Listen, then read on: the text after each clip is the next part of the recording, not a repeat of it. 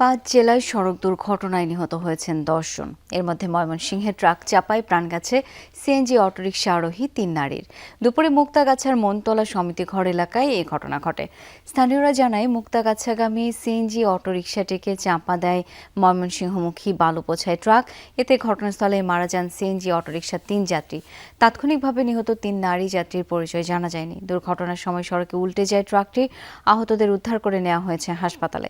এছাড়া সুনামগঞ্জে আলাদা দুর্ঘটনায় নিহত হয়েছেন ৩ জন।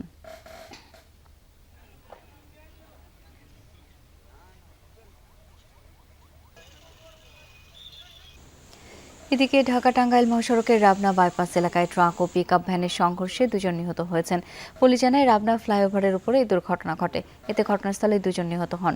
নিহতদের মরদেহ ময়নাতদন্তের জন্য মর্গে এবং আহতদের উদ্ধার করে হাসপাতালে ভর্তি করা হয়েছে। এই ঘটনায় ট্রাক ও পিকআপটি জব্দ করা হয়েছে, তবে ট্রাকের চালক পালিয়ে গেছে। এদিকে গোপালগঞ্জের গোপীনাথপুরে বাস চাপায় মারা গেছে নিজি বাইকের এক যাত্রী, আহত হয়েছেন ৭ জন।